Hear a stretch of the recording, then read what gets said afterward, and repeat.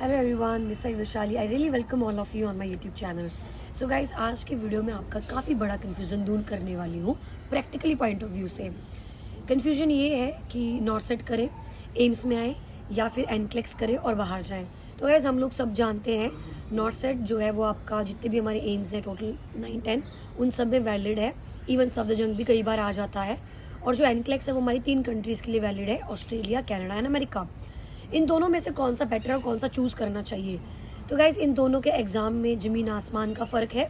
जो एम्स का नॉर्सेट है वो बहुत ही ज़्यादा रटने वाला एग्ज़ाम होता है। आपको वन पॉइंट क्वेश्चन देखने को मिलते हैं।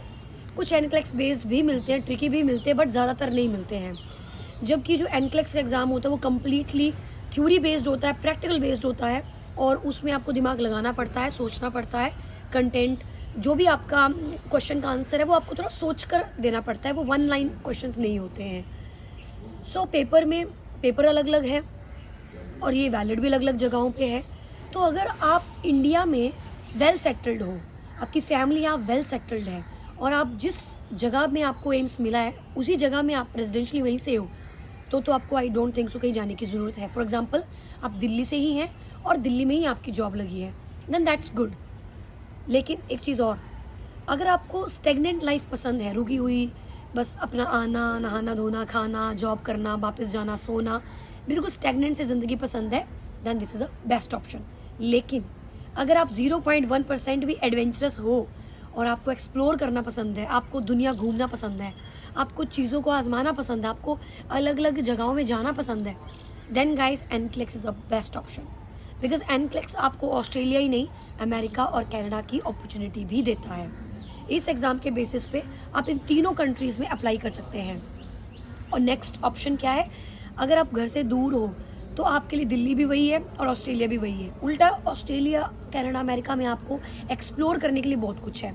आपका सैलरी पैकेज लगभग 4 गुना ज़्यादा है। और सबसे इम्पॉर्टेंट चीज़, वहाँ का लाइफस्टाइल, वर्क बैलेंस। 4 दिन ड्यूटीज़ करो फिर मत करो, नाइट्स लगाने का दिल है तो लगाओ, वरना डे ड्यूटीज़ करो। जैसे कि इंडिया में हमारे पास ये ऑप्शन तो नहीं है। अगर आप कहीं पे भी जॉब कर रहे हो आपको नाइट्स लगाने ही पड़ेंगे, दैट्स कंपल्सरी।